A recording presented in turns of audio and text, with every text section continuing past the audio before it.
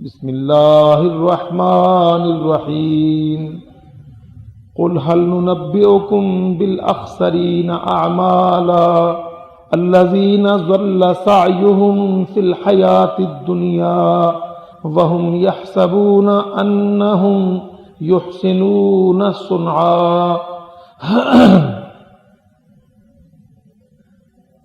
اللہ رب العزت نے اپنے دین اسلام کی بہت ٹھوس بنیاد باندھی ہے۔ اللہ رب العزت نے اس دین کو عقیدہ توحید پر قائم کیا ہے۔ اللہ رب العزت کی ذات کے ساتھ بندوں کا کیسا تعلق ہو، اللہ کے بارے میں اللہ کی مخلوق کا کیا تصور ہو، اس کو بنیاد بنایا ہے۔ اسلام ایسا دین نہیں ٹھہرایا گیا جو حوادث یا شخصیات کی عقیدتوں پر مرتکز ہو۔ اسلام ایسا دین ہے جو عقیدے پر قائم ہے، اور عقیدہ توحید پر قائم ہے، اور توحید وہ تصور ہے جس پر اللہ رب العزت نے اس ساری کائنات کو اور اس کے اندر جتنی قومیں، امتیں، نبوتیں، رسالتیں آئیں ان سب کو مرتکز فرمایا۔ اور اس کے بعد کہ ہم عقیدہ توحید کا کوئی تصور اپنے ذہن میں بٹھا لیں، اس کے بعد اسلام کی جتنی عملی زندگی ہے اس کو اللہ رب العزت نے اپنے نبی حضرت محمد صلی اللہ علیہ وسلم کی اتباع اور اطاعت کے ساتھ مقید کیا ہے۔ سب لوگوں کو باندھ دیا اس حکم کے ساتھ، ما آتاکم الرسول فخذوہ وما نہاکم عنہ فانتہوا۔ اے انسانوں جو اسلام کے اندر آئے ہو، تم نے اسلام کہاں سے لینا ہے؟ اسلام کا ماخذ، اسلام کا مصدر تمہارے اپنے ہوائے نفس، تمہارے اپنے فیصلے، تمہاری محبتیں یا نفرتیں یا تمہارے سیاسی افکار یا وابستگیاں نہ ہوں، بلکہ اسلام کی تعلیم کا اور اس کے مسائل کے اخذ کا مصدر اور ماخذ محمد صلی اللہ علیہ وسلم۔ ما آتاکم الرسول فخذوہ، دین کون سا ہوگا جس کو ہم اسلام کہیں گے؟ جو محمد علیہ الصلاۃ والسلام سے ملے گا، جو محمد کی زبان سے محمد صلی اللہ علیہ وسلم کے ساتھیوں نے، اصحاب رسول اللہ نے اخذ کیا ہوگا، سنا ہوگا، دیکھا ہوگا، اس کو بیان کیا ہوگا، وہ دین۔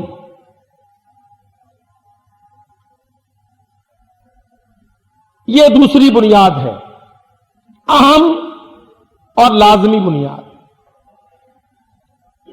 فرمایا لقد کان لکم فی رسول اللہ اسوۃ حسنہ، اے امتیو تمہارے لیے تمہارے دین کا نمونہ تمہارا نبی ہے۔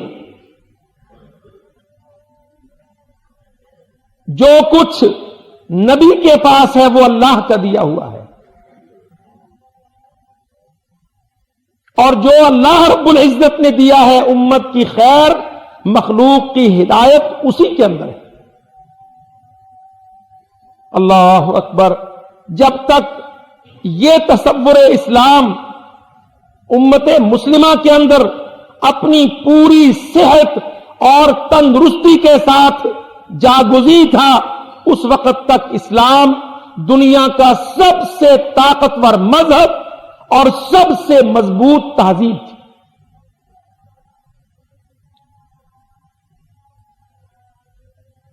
ہر طالب علم اس بات کو گرہ باندھ لے، جب تک اسلام کا یہ تصور اور یہ معمول مسلم اوساط میں، مسلم علاقوں میں طاقتور رہا، اس وقت تک اسلام پوری دنیا کے ساتھ آنکھیں ملاتا تھا۔ اس لیے کہ اسلام ایک عقیدہ تھا، اسلام ایک دین تھا جس کو اللہ اور رسول اللہ صلی اللہ علیہ وسلم نے امت تک پہنچایا۔ اور جب جب یہ تصور کمزور پڑتا گیا، ایک طرف عقیدہ توحید وحدہ لا شریک لہ، لہ الملک ولہ الحمد یحیی و یمیت وہو علی کل شیء قدیر، یہ تصور توحید کمزور پڑتا گیا، اور دوسری طرف محمد صلی اللہ علیہ وسلم کی سنت ثابتہ متواترہ جو صحیح ترین حدیثوں سے نبی کے اعلیٰ ترین اصحاب سے امت تک پہنچتی تھی، اس کو چھوڑنے کا حوصلہ پیدا ہوتا گیا۔ اللہ کی قسم اسلام دن بدن گرتا ہے۔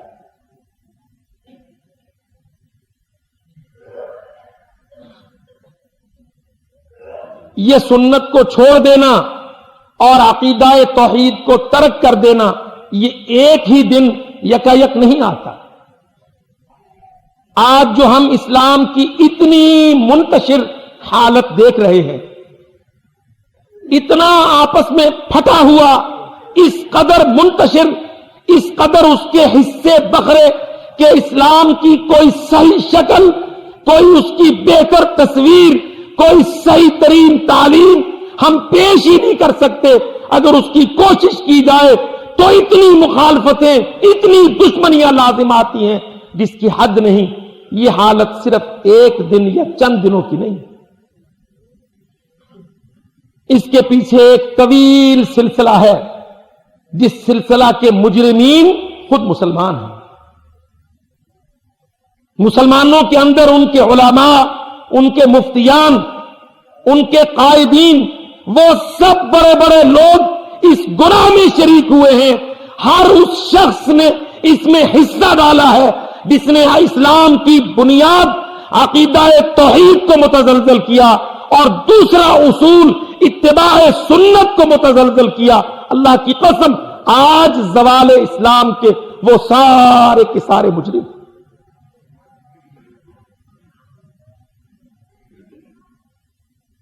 اللہ اکبر۔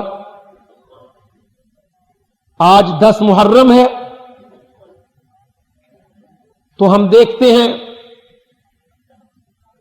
اس ایک خاص فرقے کو چھوڑ کر باقی جو ملک کے اندر بہت بڑی تعداد اہل سنت کی کہلاتی ہے، آج ان کا کیا عمل ہے؟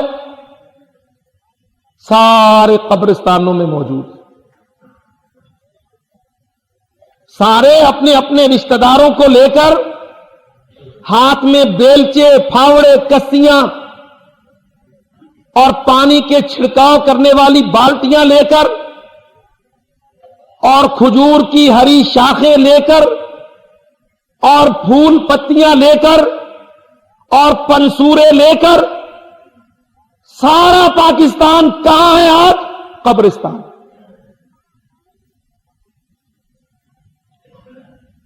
ہر شہر، بستی، گاؤں، جہاں جہاں دیکھ لو، ہر شہر کی 70-80% آبادی کہاں ہے؟ قبرستان کے اندر ہے۔ اپنے بوڑھوں، اپنے بزرگوں، اپنے اموات، اپنے اقربا کی قبروں کی لیپا پوتی ہو رہی ہے، وہاں پنسورے پڑے جا رہے ہیں، قرآن کی تلاوت ہو رہی ہے، قرآن پڑھ پڑھ کے بخشا جا رہا ہے، قبروں کی مرمت ہو رہی ہے، قبروں پر چھڑکاؤ، ہری ٹہنیاں نصب کی جاتی۔ ایک تو ہے نا ہمارے مخصوص فرقے کے بھائی جن کا اپنا ایک سیاسی موقف تھا جو آخر میں مذہبی شکل اختیار کر گیا، اس کے علاوہ सारे मुल्क की गालिब अक्सरियत फावड़े, कस्सियां, पानी की बाल्टियां लेकर अपनी अपनी कब्रों की लेपा पोती के लिए कब्रिस्तान में। आज के दिन हम इस्लाम का नुमाइंदा अमल किसको कहेंगे? कब्रों की लिपाई। 10 मुहर्रम को जाके अपने अपने रिश्तेदारों की कब्रों को लेप पोत करना, ये क्यों है?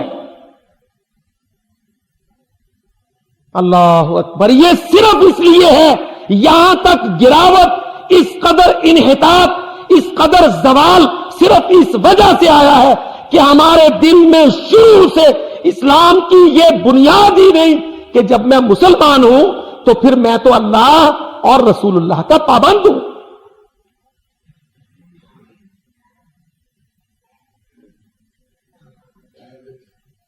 मेरा गम, मेरी खुशी, मेरा त्योहार, मेरी मुनासबात, मेरी इबादत, मेरे आमाल व अफ़आल, जब मैं ये कलिमा पढ़ता हूं अशहदु अल्लाह इलाहा इल्लल्लाह व अशहदु अन्ना मुहम्मदर रसूलुल्लाह, तो फिर मैं सर से लेकर पांव तक अपने नबी हजरत मोहम्मद सल्लल्लाहु अलैहि वसल्लम के हुक्म का, सुन्नत का, सीरत का, अमल का, हदीस का, नमूने का पाबंद हूं। मैं आजाद नहीं हूं। यह तसव्वुर मेरे जहन में जागुजी नहीं।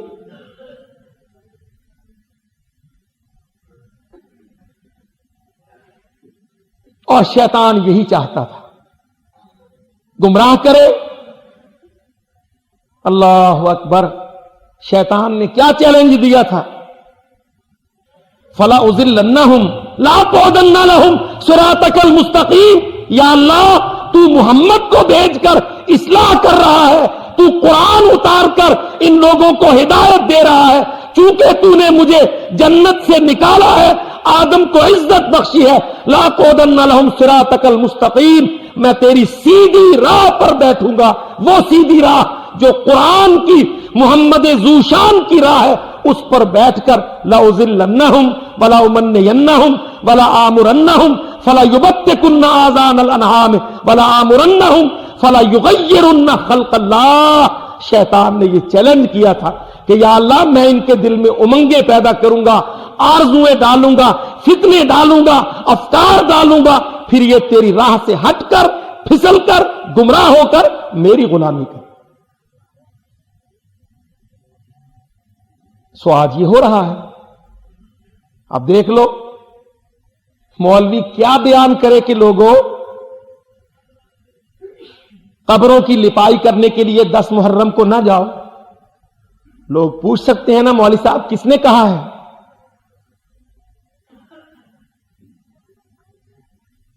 गुमराह मौलवी खुद अल्लाह की कसम सच्चा दीन नहीं दे सकता।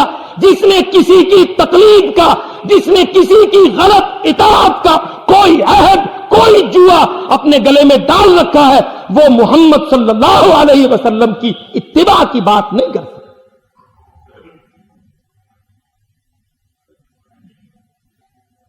गुमराहियां क्यों फैलती हैं?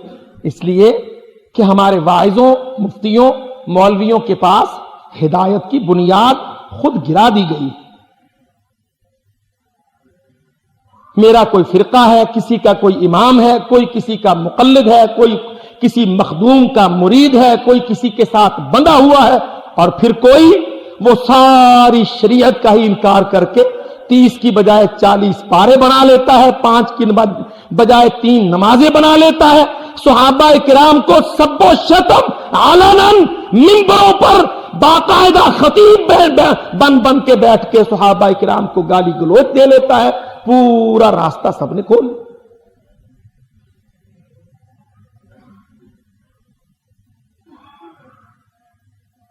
और अगर कोई अल्लाह का बंदा ऐसी हालत में इस्लाह की बात करे, कहते हैं तेरे खिलाफ तौहीन का पर्चा हो जाए, FIR कटवा देंगे, तूने फिरका वारियत की बात की है, तूने लोगों की दिल आजारी की है। ये एक डमी ढांचा, एक बुत जिसको हमारे मुल्क में पूजा जाता है कि हक की बात करो तो दबाव क्या है?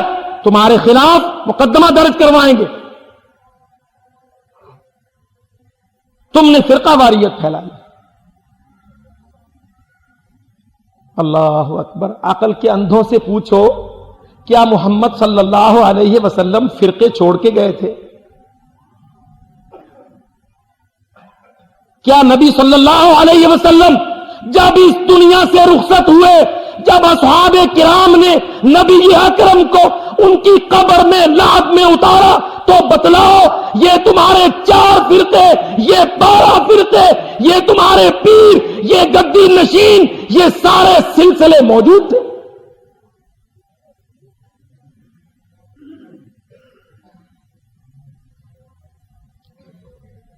کوئی حنفی، حنبلی، شافعی، رافضی، شیعہ، مالکی، وہابی کوئی فرقہ تھا؟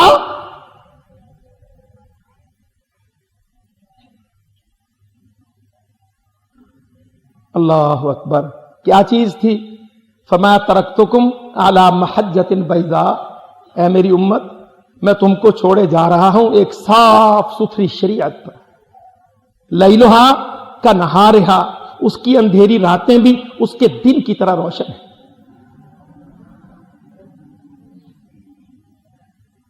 نبی صلی اللہ علیہ وسلم کی حدیث، فرمایا ترکتکم، میں تم کو چھوڑے جا رہا ہوں کس چیز پر؟ اہل سنت کے 4 فرقوں پر، اہل الشیعہ کے 12 فرقوں پر، خواجگان اور چشتیان کے 70 سلسلوں پر، تقلید شخصی پر، تمہارے اپنے اپنے دعووں پر. اس پر چھوڑے جا رہا ہوں. ترکتکم علی محجۃ بیضاء، تم کو صاف ستھری چٹی شریعت پر چھوڑ کے جا رہا. کیا ہے وہ شریعت؟ ذالک الکتاب لا ریب فیہ ھدی للمتقین. یہ قرآن ہے، اللہ نے دیا، مجھ پر اترا، غار حرا سے شروع ہوا، مدینہ میں آخری وحی مکمل ہوئی. محجہ بیضاء، صاف ستھری کتاب اللہ کی. کتاب اللہ و سنتی، میرا طریقہ. اللہ کی کتاب میں آئے گا اقیم الصلاۃ، نماز پڑھو. کیسے پڑھنی ہے؟ سنتی، میرے طریقے پر پڑھو. اب آج ہم کسی اپنے شیعہ بھائی سے پوچھیں بھائی یہ نماز کیسے پڑھتے ہو؟ وہ کہے گا یہ تو 3 ہے، 5 ہے ہی نہیں. بھائی اللہ کے نبی صلی اللہ علیہ وسلم نے فرمایا میرا طریقہ. وہ پوچھ سکتا ہے یہ میرا طریقہ جو نبی نے فرمایا، حنفی نبی کے طریقے پر پڑھتا ہے، مالکی محمد کے طریقے پر نماز پڑھتا ہے صلی اللہ علیہ وسلم، چشتی اور سہر وردی جو مسجدوں میں آذانیں دیتا ہے گونج گونج کے، وہ محمد کے طریقے پر ہے. ہمارے پاس سوائے چپ کرنے کی پھر کوئی بہانہ نہیں. اس لیے کہ ہم نے شروع دن سے جو بنیاد ہے اسلام کی، ہم نے اس کو گنا. وہ بنیاد کیا ہے؟ اللہ اکبر. ایاک نعبد، یا اللہ عبادت تیری کرتے ہیں. عبادت اے اللہ صرف تیری عبادت کرتے ہیں. عبادت میں تیرے ساتھ کسی کو شریک نہیں کرتے، نہ محمد رسول اللہ کو، نہ علی کرم اللہ وجہہ کو، نہ عثمان عمر کو، نہ عبد القادر جیلانی کو، نہ بہاء الحق کو، نہ کسی بیڑا دھک کو. ہم کسی کو اللہ تیری عبادت میں، سوال میں، توکل و تکلان میں، سجدہ کرنے میں، پکارنے میں، مانگنے میں، اللہ ہم تیری مخلوق کو تیرے ساتھ قطعاً شریک ہیں.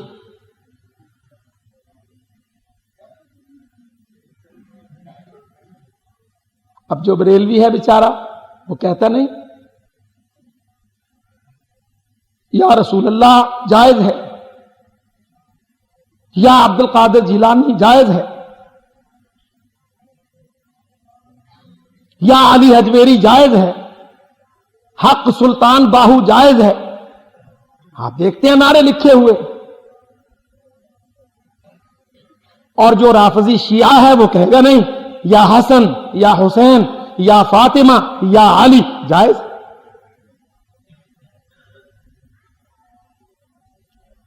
بنیاد کیا ہے؟ ایاک نعبد، پکارنا عبادت ہے.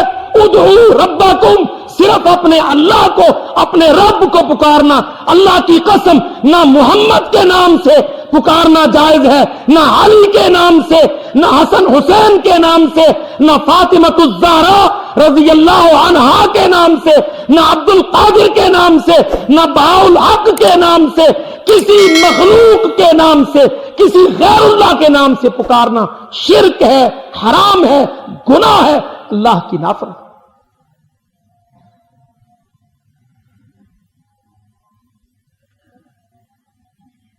ہماری بنیاد غلط ہے، ہمارا اسلام کے بارے میں تصور غلط ہے.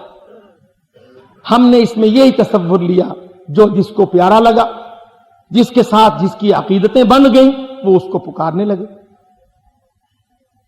جس کو کوئی اچھا لگے وہ اس کی بات میں مان لے اور اسی پر مسئلہ بنا لے. اللہ اکبر. ہم اس جھگڑے میں نہیں پڑتے خلافت ابو بکر صدیق یا علی المرتضی رضی اللہ عنہم وارضاہم. ٹھیک ہے، یہ ایک فرقے نے ایک مسئلہ بنا لیا، اپنا نزاع کھڑا کر لیا، مگر کیا اس مسئلہ کو بنیاد بنا کے ہم دین بدل لیں؟ 5 کی جگہ 3 نمازیں آ جائیں، نماز کے لیے وضو کی ترتیب بدل لیں، ہم اپنا نصاب زکات بدل لیں، اسلام کے سب ارکان بدل لیں. اللہ اکبر. اسلام کے ارکان کلمہ،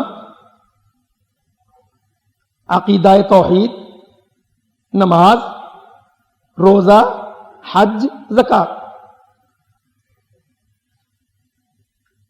سیاسی جھگڑا اپنی جگہ، لیکن کیا نبی اکرم صلی اللہ علیہ وسلم، صحابہ کرام، حضرت علی اور حضرت عمر، ابو بکر صدیق اور حضرت حسن، کیا ان کے وضو کی ترتیب مختلف تھی؟ کیا ان کا نصاب زکات الگ الگ تھا؟ کیا ان کے اندر نمازوں کی تعداد میں اختلاف تھا؟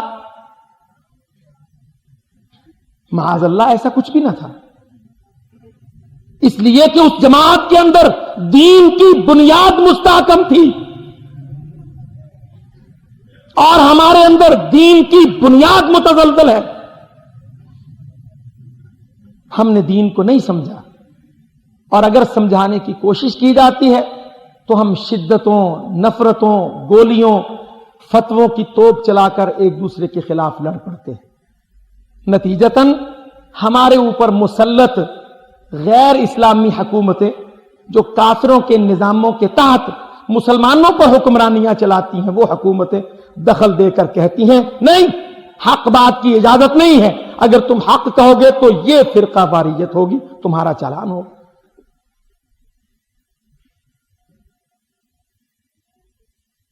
اللہ اکبر. جب زمانہ خیر القرون کا تھا تو اگر کوئی فتنہ کھڑا کرتا، حکومتیں دخل دیتی کہ نہیں، یہ بنیاد اسلام کی بنیاد سے تمہارا مسئلہ متصادم ہے، اس لیے تم کو یا دلیل دینا پڑے گی یا سزا لینا پڑے گی. جب حکومتیں مخلص تھی نا اسلام کی، آج حکومتیں اللہ کی قسم دشمن ہیں اسلام کی. مسلمانوں کے یہ فرقے جو آپس میں کم علمی اور مولویوں کی جہالت پر پھٹتے جا رہے ہیں، حکومتیں ان فرقوں کو اور بڑھاتی ہیں. جب مسلمانوں کی حکومتیں مخلص تھیں اسلام سے، وہ ایک ظالم اٹھا، جعد ابن درہم، اس کا نام تھا جعد ابن درہم، عقلی متکلم، کہنے لگا میں قرآن کی اس آیت کے معنی جو تم کرتے ہو نہیں مانتا، وَكَلَّمَ اللَّهُ مُوسَىٰ تَكْلِيمًا، اللہ نے موسیٰ سے کلام کیا. میں نہیں مانتا. اللہ خالق ہے، موسیٰ مخلوق ہے. آمنے سامنے کلام نہیں ہو سکتا. دلیلیں بے شمار الٹی سیدھی. پھر کہنے لگا وَاتَّخَذَ اللَّهُ إِبْرَاهِيمَ خَلِيلًا، میں نہیں تسلیم کرتا. اللہ اکبر. وہ گورنر غالباً عبداللہ القصری یا اس طرح کا کچھ نام تھا اس کا، گورنر، اس نے کہا یہ کیا بات کرتے ہو، قرآن میں آیا واتخذ اللہ ابراہیم خلیلا وکلم اللہ موسیٰ تکلیما. جعد ابن درہم تمہارا فلسفہ، علم سب اپنی جگہ، قرآن کا انکار. علماء اکٹھے کیے. اب کوئی فرقہ نہیں تھا، کوئی حنفی حنبلی شافعی نہیں تھا، سب سنت پر قرآن پر چلنے والے تھے. علماء اکٹھے ہوئے، علماء نے بحث کی. صراحتاً آیت قرآنی ہے، تم اس کا انکار کیسے کر سکتے ہو؟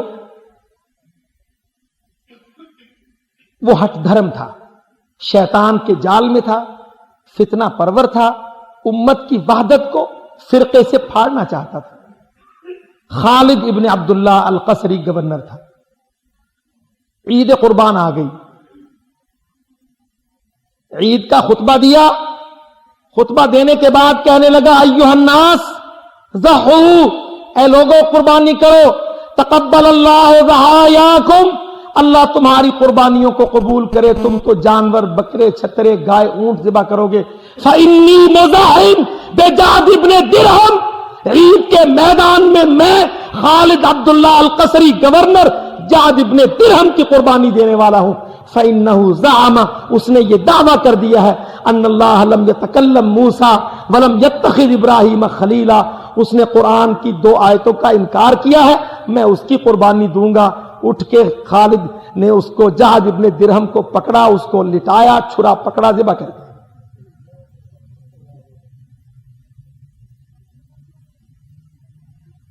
فرقہ ختم ہو گیا، فتنہ ختم ہو گیا، قرآن باقی رہا، آیت باقی رہی، تعویل کی گنجائش نہ رہی. تفسیر حقانی آج تک چلتی ہے.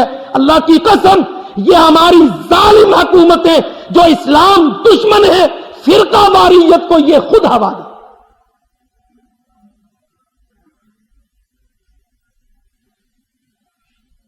اللہ تعالیٰ قرآن مجید میں فرماتا ہے محمد الرسول اللہ والذین معہ اشداء علی الکفار رحماء بینہم تراہم رکعا سجدا یبتغون فضلا من اللہ ورضوانا سیماہم فی وجوہہم من اثر السجود. اللہ اکبر. اللہ اپنے نبی کے اصحاب کی تعریفیں قرآن میں کرتا ہے. محمد، یہ محمد کون ہے؟ رسول اللہ صلی اللہ علیہ وسلم، یہ اللہ کا رسول ہے. تمہارے سامنے ہے، دیکھ لو اس کا اخلاق، اس کا کردار، اس کی نیکی و تقوی. والذین معہ، اور جو اس کے ساتھ ہے، سب سے پہلے ساتھ دینے والوں میں اللہ اکبر اما خدیجہ، حضرت علی، ابو بکر صدیق رضی اللہ عنہ، حضرت عثمان، حضرت عمر. شروع دن کے ساتھ ہی دینے والے، شروع دن کا ساتھ ہی. اللہ قرآن مجید میں فرماتا ہے اذ ہما فی الغار اذ یقول لصاحبہ. ابو بکر کی تعریف اللہ رب العالمین، اللہ اپنی محکم تنزیل قرآن میں ابو بکر الصدیق کی تعریفیں کرتے.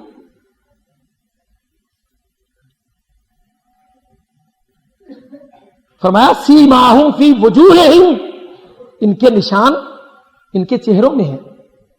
من اثر السجود، ان کے سجدے، ان کی تہجدیں، ان کا تقوی، اللہ کا قرب، اسلام سے اخلاص، فہمی، سیاسی بکھیڑے، صحابہ کرام کو سب و شتم علناً ممبروں پر ہوتا ہے۔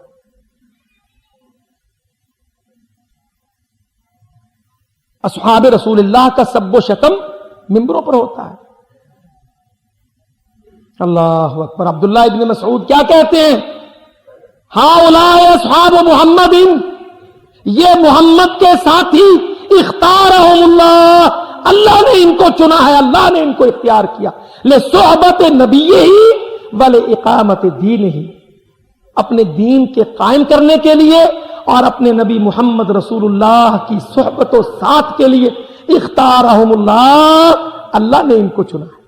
ہؤلاء اصحاب محمد، یہ محمد کے ساتھی ہیں، رضی اللہ عنہم وارضاہم۔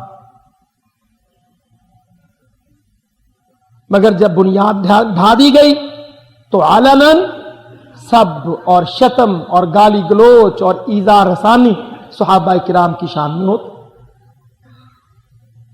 اور ہم چونکہ اپنی بنیاد سے کوسوں دور آ گئے ہیں، ہمارے حصے میں کیا بد نصیبی ہے، یا ہم اس جہالت پر، گمراہی پر، گناہ پر خاموش ہیں، یا ہم فرقہ واریت کی دفعات کے تحت چالان ہو کر جیلوں میں جائیں کہ ملکی نظام اسی پر نص کرتا ہے۔ اللہ اکبر۔ اگر اس صحابی کی روایت کو صحیح مان لیا جائے، حاطب بن ابی بلتع، وہ جس کا واقعہ معلوم ہے سب کو کہ نبی صلی اللہ علیہ وسلم نے مکہ مکرمہ پر چڑھائی کا فیصلہ کیا۔ حاطب کے دل میں ایک خیال گزرا کہ میرے اہل و عیال، میرے بچے وہاں ہیں، تو میں کوئی مضبوط سہارا ان بچوں کے لیے وہاں بنا لوں، ایک فطری بشری کمزوری۔ ان کو کوئی پیغام لکھ بھیجا، اللہ تعالیٰ نے وحی کر دی، رسول اللہ صلی اللہ علیہ وسلم کو خبر مل گئی، وہ پرچہ بھی ہاتھ لگ گیا۔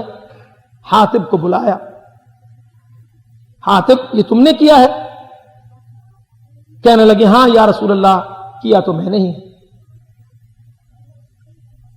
عمر ابن الخطاب نہایت جوشیلے غیرت مند اسلام کے لیے کہنے لگے یا رسول اللہ دعنی اضرب عنقہ، اللہ کے نبی اجازت دیجئے اس کی گردن مار دو، انہ قد نافق، اس نے تو منافقت کر دی۔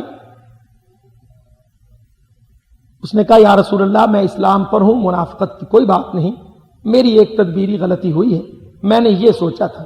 اللہ کے نبی نے کیا جواب دیا؟ عمر انہ قد شہد بدرا، انہ قد شہد بدرا، عمر تو یہ کہتا ہے کہ اس نے منافقت کی ہے، یہ تو بدر کے دن میدان میں حاضر تھا، یہ تو بدری صحابی ہے، یہ تو جنگ بدر کا صحابی ساتھی ہے، یہ منافق نہیں ہو سکتا۔ لعل اللہ قد اطلع علی اہل بدر، عمر تجھے علم نہیں کہ بدر کے دن اللہ نے بدریوں پر نگاہ ڈالی، جھلکی ڈالی، فرمایا اعملوا ما شئتم انی قد غفرت لکم، جاؤ بدریوں تم سے جو بھی غلطی ہو جائے میں نے تم کو معاف کر۔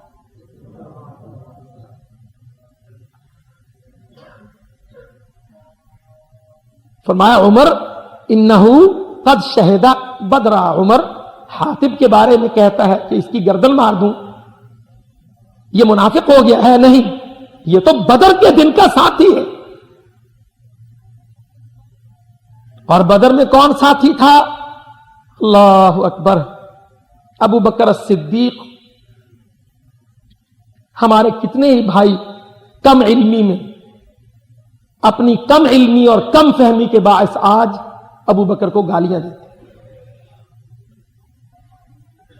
ابو بکر بدر کے دن محمد صلی اللہ علیہ وسلم کے ساتھ اس وقت کھڑا تھا جب محمد علیہ السلام گیلی جگہ پر اپنا ماتھا ٹیک کر اللہ سے مناجات کر رہے تھے۔ اس وقت ابو بکر صدیق نے کہا کفاک مناشدتک، اے نبی اٹھیے، آپ نے بہت دعائیں کر لی، اللہ تعالیٰ آپ کی دعائیں قبول کرے۔ میرے بھائی، اسلام کی بنیاد ایک واضح شریعت ہے، نہ کسی کی محبت ہے، نہ کسی کی خلافت ہے، نہ کسی مسلمان لیڈر کا قید ہو جانا۔ اللہ کی قسم آج دنیا بہت محبت کرتی ہے اسامہ بن لادن سے، اور امریکہ روز دھمکیاں دیتا ہے اور ڈس انفارمیشن پھیلاتا ہے۔ اسامہ پکڑا گیا ہے، آج اعلان کر دیں گے، کل پیش کر دیں گے، لوگ بیچارے پریشان ہوتے ہیں۔ میں ایک بات کہتا ہوں، اگر یہ دین محمد رسول اللہ کے وصال سے نقصان میں نہیں آیا، اللہ کی قسم یہ اسامہ کی گرفتاری سے بھی نقصان میں نہیں۔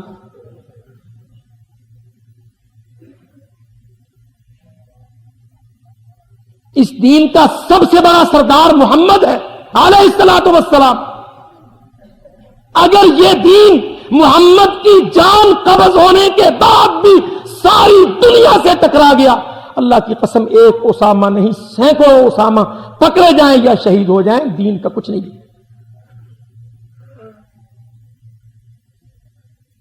سب سے بڑا صدمہ یہی تھا نا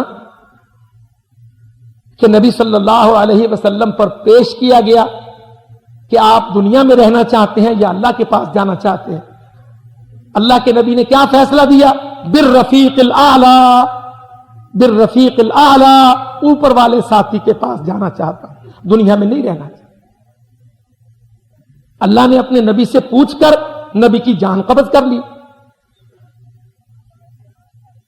صحابہ کرام پر اس سے بڑا کوئی صدمہ نہیں تھا، اس سے بڑا کوئی صدمہ نہیں تھا۔ حسان ابن ثابت کہتا ہے، اقیم بعدک بالمدینۃ بینہم یا لیتنی صبحت ثم الاسودی، یا اللہ میں مدینہ میں نبی کے بعد زندہ رہوں، مجھے سویرے سویرے ناگ ڈس لے، میں سورج نہ دیکھوں، اللہ تو مجھے لے جا۔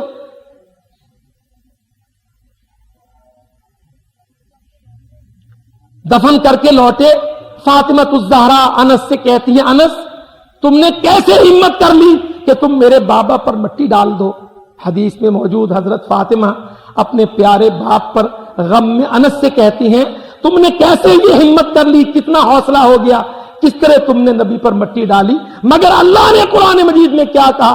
وما محمد الا رسول قد خلت من قبلہ الرسل افإن مات او قتل انقلبتم علی اعقابکم۔ مسلمانوں، ہم نے تم کو تیار کروایا ہے، ہم نے تم کو عقیدہ دیا ہے، اتباع سنت دی ہے، مضبوط بنیاد عطا کی ہے، 23 سال محمد کی زندگی تمہارے اندر رکھی ہے، کیا محمد کی موت یا معاذ اللہ اس کے قتل کی خبر سے تم اسلام کو چھوڑ دو گے؟ وَمَن يَنْقَلِبْ عَلَىٰ عَقِبَيْهِ فَلَن يَضُرَّ اللَّهَ شَيْئًا، جو اپنی ایڑیوں پر گھوم جائے گا وہ اللہ کا کچھ بگاڑ نہیں سکتا۔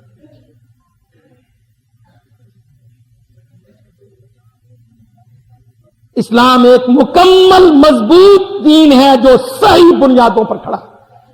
ہاں، اس کے کھڑا رہنے کے لیے اس کی بنیاد صحیح ہے۔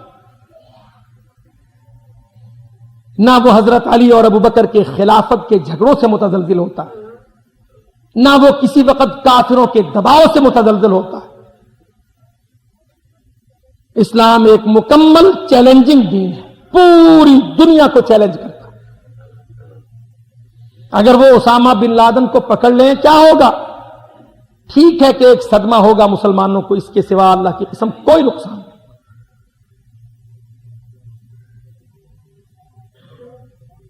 اگر وہ کسی ایک ملک پر حملہ کر کے اس کو ملیا میٹ بھی کر دیں گے، قسم باللہ اسلام کا کچھ نہیں بگڑے گا، بلکہ اسلام کو مزید قوت، مزید انقلابی جہادی طاقت نصیب ہوگی۔ اسلام دنیا میں زیادہ طاقت سے اٹھا۔ یہ سارے اسلام کے ہیروز ہیں، ابو بکر، عمر، عثمان، علی رضی اللہ عنہم وارضاہم۔ اسلام ایک مکمل دین ہے جس کی بنیاد قرآن اور حدیث ہے۔ قرآن کتاب اللہ اور حدیث عمل رسول اللہ۔ حدیث کے معنی کیا ہے؟ عمل رسول اللہ، عمل محمد، تعامل محمد، محمد صلی اللہ علیہ وسلم کا behaviour, attitude, conduct, policies, strategies, حکمت عملیہ محمد کی، اللہ کی قسم یہ مراد۔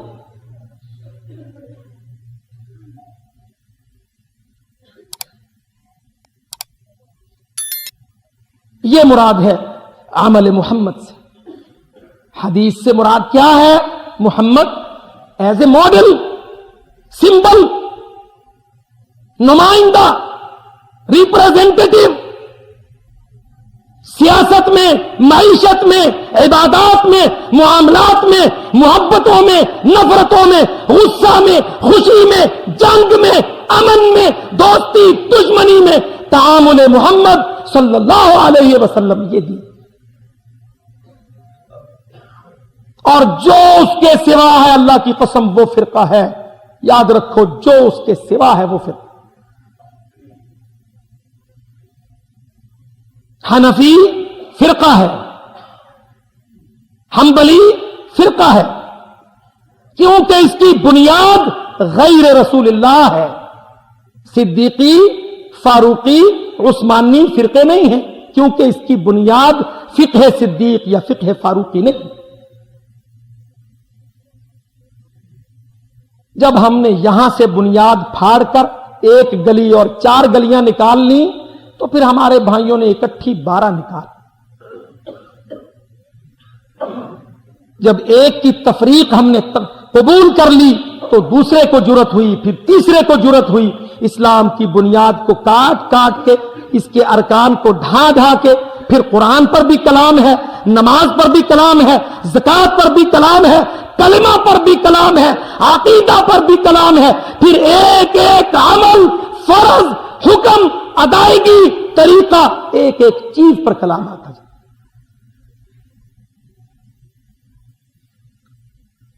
دیکھو نا، ابو بکر کا زمانہ تھا، کچھ لوگوں نے زکوٰۃ کا انکار کر دی، انہوں نے کہا نہیں، یہ رسول اللہ کے زمانہ میں تھی، اس لیے کہ عرب کے اندر مسلمان بھی تھے، کافر بھی تھے، اور اب تو سارے کا سارا عرب مسلمان ہو گیا، اب کہے کی زکوٰۃ؟ جنہوں نے انکار کیا تھا، انہوں نے کیسے انکار کیا تھا؟ انہوں نے کہا تھا کہ اب تو سارا عرب مسلمان ہے، جہاد باہر ہو رہا ہے، غنیمتیں اور خمس آ رہے ہیں، اندر کی زکاتوں کی پابندیاں کیوں؟ ہم نہیں دیں گے۔ یہاں کیا ہے، ہمارے کچھ بھائیوں نے اس کے نصاب میں تبدیلی کر لی۔ ابو بکر نے کیا کہا؟ اَيَنْقُصُ الدِّينُ وَأَنَا حَيٌّ۔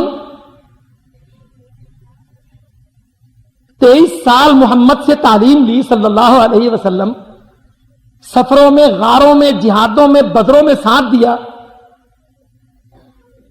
سامنے نبی صلی اللہ علیہ وسلم کو اپنے ہاتھوں سے قبر میں اتارا، دین کے لیے کھڑے ہوئے، دین کا رکن زکات ینقص، کم ہو جائے، انا حیٌّ، ابو بکر زندہ ہو،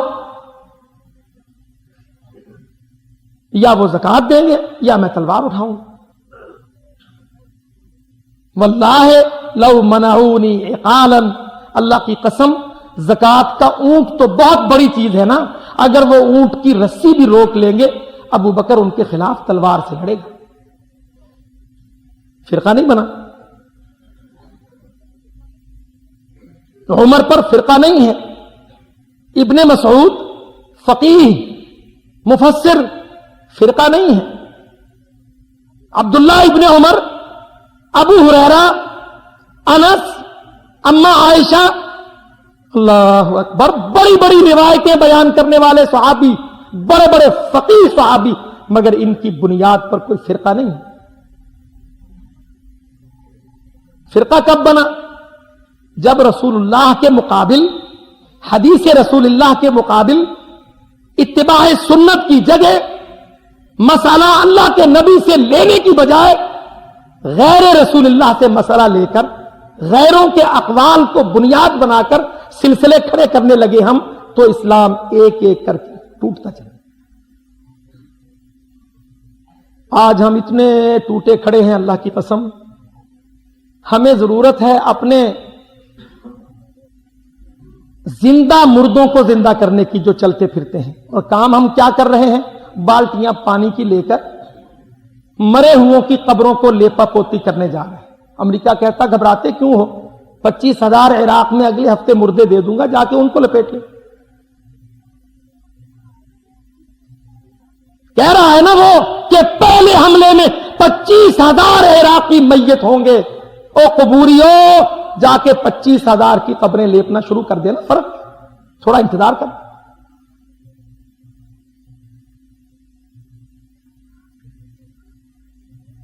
ہم قبوری ہیں نا،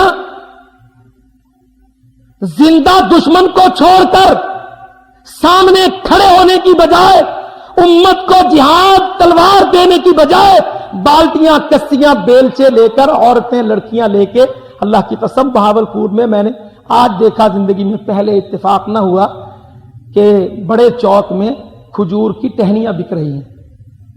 میں نے بھائیوں سے پوچھا یہ کیا ہے؟ کہتا جی یہ قبروں پر بھیجنے کے لیے کھجوروں سے کاٹ کے لائی گئی ہیں، اور یہ خرید کے جا کے قبروں پہ گاڑی جا۔ اور میرے بھائیوں، اللہ کی قسم اسلام قبرستان کا دین نہیں ہے، اسلام زندہ دین ہے، زندہ۔ جو مر گئے اللہ کے سپرد، اگر وہ توحید پر ہیں تو اللہ ان کو بہترین درجات دے گا، ہماری دعاؤں سے ان کے درجوں میں بلندی اور فرق اور عزت آئے گی۔ اور اگر وہ خدا نہ خواستہ شرک پر، کفر پر، بدعت پر، جہالت پر ہیں تو ہمیں دعا کرنی چاہیے یا اللہ ان کے حق میں کوئی نرمی کر دے۔ اس کے سوا قبروں کا کوئی حصہ اسلام میں نہیں۔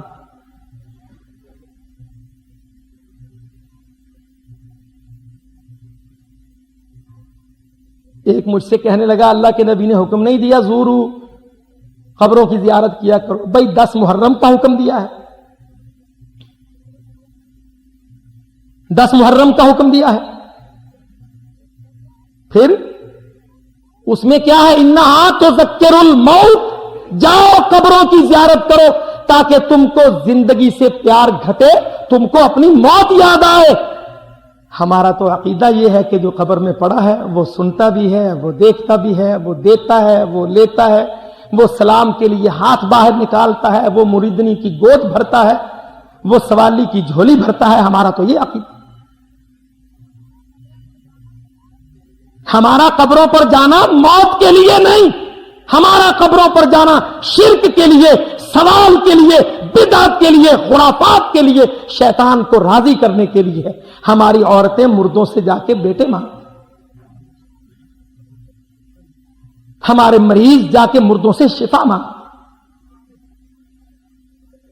ہمارے مسلمان ادرکنی اغثنی کے نعرے لگاتے ہیں۔ ہم تو ذکر الموت کی بات نہیں کرتے، ہم تو وہاں سے اپنی زندگی کی ضروریات لیتے ہیں۔ جو خاصہ تو رب العالمین ہے، ہم وہ مردوں سے وصول کرنا چاہتے ہیں۔ یاد رکھو میرے بھائیوں، حالات بہت سنگین ہیں۔ سنگین ترین حالات میں مضبوط ترین عقیدہ ٹھہرا کرتا ہے، ڈاواں ڈول فوراً ٹھس۔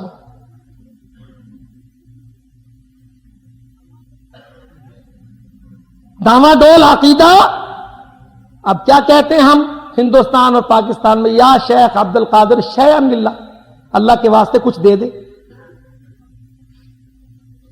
اب عبد القادر کہاں مدفون ہیں علیہ رحمت اللہ؟ عبد القادر جیلانی رحمت اللہ علیہ کہاں پڑے ہیں؟ عراق میں۔ یہ جو ہمارے قومی شاعر کہتے ہیں نا، سرما ہے میری آنکھ کا خاک مدینہ و نجف، اب ہمارے سارے بزرگان نجف میں پڑے ہیں نا۔ اب موصل، بصرہ پر، بغداد، کرکوک، تکریت، ان سارے شہروں پر وہ یہودی پلید، وہ اسرائیلی اور یہ امریکی بدمعاش بارود اور بم اور آگ برسانا چاہتے۔ کون سی قوت ٹھہرے گی؟ غیر اللہ کو پکارنے والی، قبروں اور مریوں سے مانگنے والی۔ مردوں پر ماتھے ٹیکنے والی.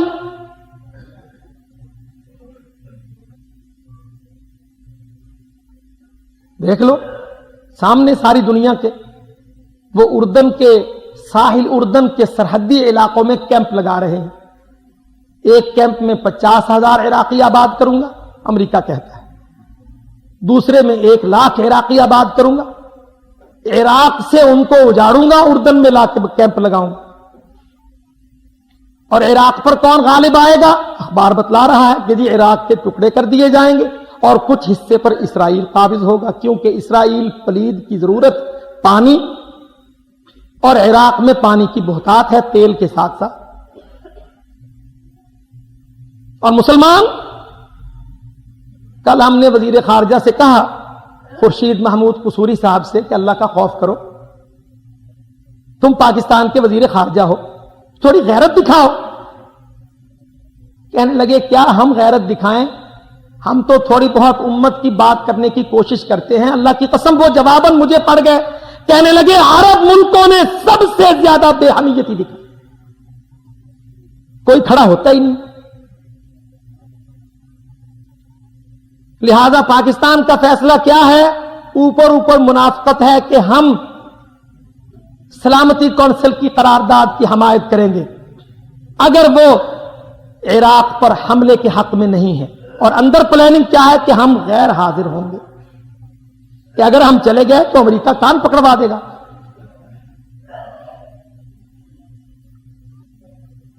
اوپر منافقت کا لیبل کیا ہے کہ نہیں طاقت کے استعمال کی مخالفت کریں گے، اور اندر پالیسی کیا ہے؟ ہم غیر حاضر ہیں. کیوں کہ صلیبیوں یہودیوں کے مقابل صحیح عقیدہ ٹھہرتا ہے، اللہ کی قسم صحیح عقیدہ ٹھہرتا ہے. اور میری اس بات کی سینکڑوں دلیلیں تجربات سے ثابت ہے. آج ان 10 سالوں میں، اس سے پچھلے 10 سالوں میں، ان ساری جنگوں اور دھمکیوں کے مقابل کھڑے ہونے والے لوگ کون ہیں؟ اللہ کے فضل و کرم سے جو عقیدہ توحید پر کھڑے ہیں، یہودیوں عیسائیوں کے مقابل بھی وہی کھڑے.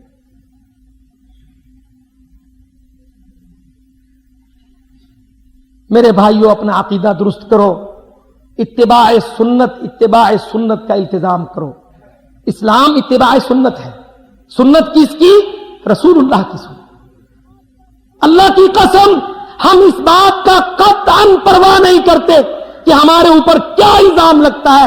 ہم صاف کہتے ہیں جو کوئی ابو بکر کی بات پکڑے گا، محمد کی چھوڑے گا، اللہ کی قسم گمراہ ہوگا، اللہ سے عذاب.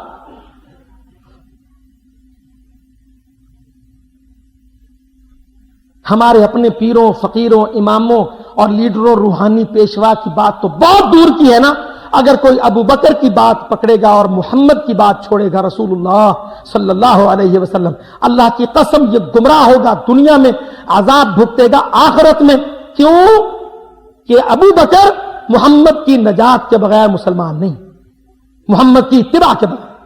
جب خود ابو بکر صدیق، عمر الفاروق، عثمان غنی، علی المرتضی، صحابہ کرام سب کے سب محمد کی اتباع اور اطاعت کے اندر مسلمان ہیں، تو اللہ کی قسم ان کی اطاعت کرنے والا رسول اللہ کی مخالفت میں مسلمان نہیں.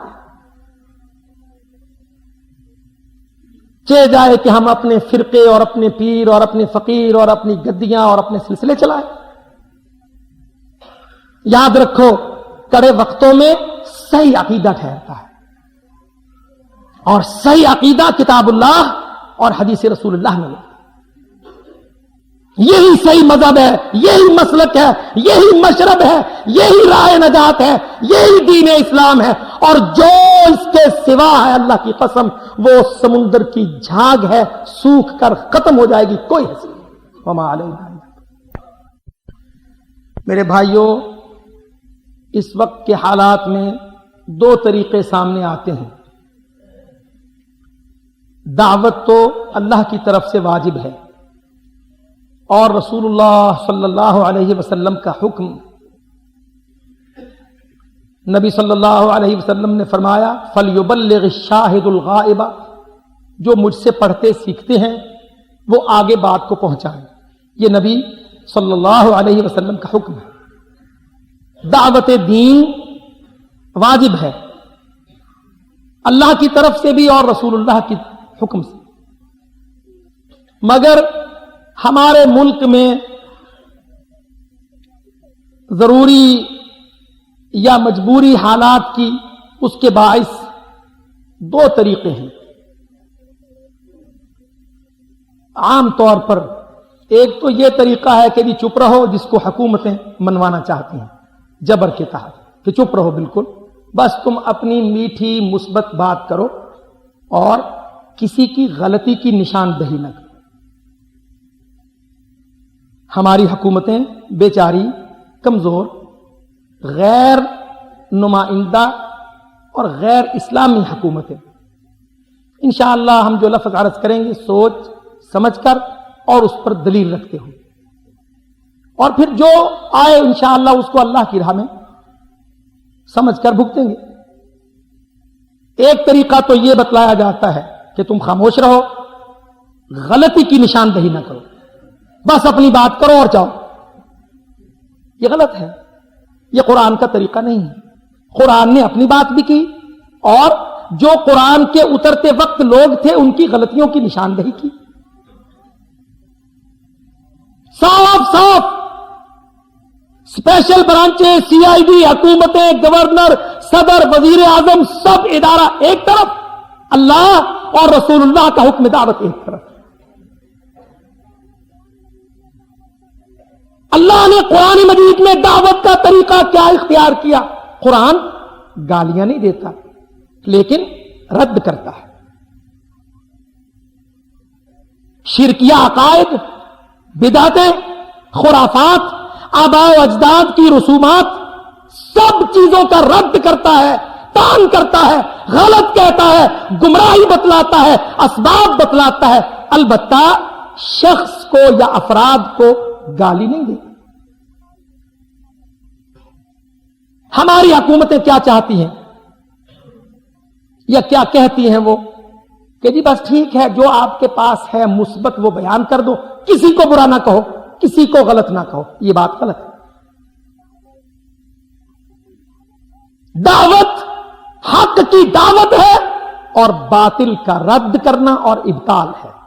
ہاں انشاءاللہ تعالی ہم یہ کام کرتے ہیں کہ ہم جو غلط ہے، جو باطل ہے، قرآن و حدیث کے مطابق نہیں ہے، ہم اپنے بھائیوں کو اس کی دعوت دیتے ہیں، اس کی تعلیم دیتے ہیں، نصیحت کرتے ہیں، دلیل کے ساتھ بیان کرتے ہیں، سیدھا راہ دکھاتے ہیں اور محبت سے ان کو قبول کروانے کی کوشش کرتے ہیں.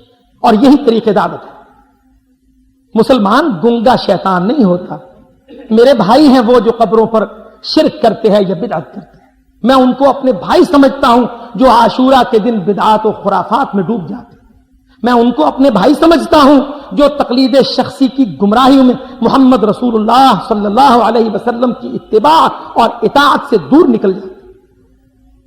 ہاں ہم گالی گلوچ نہیں کرتے، فتوی کفر نہیں دیتے، شخصی دل آزاری کی بات نہیں کرتے، لیکن جو مسلک، منہج اور صحیح مسئلہ، اس کے اندر حق اور باطل کے درمیان تفریق کر کے بیان کرنا. اللہ کی قسم ہم یہ سمجھتے ہیں کہ ہمیں اللہ رب العزت نے دنیا میں بھیجا ہی اس لیے.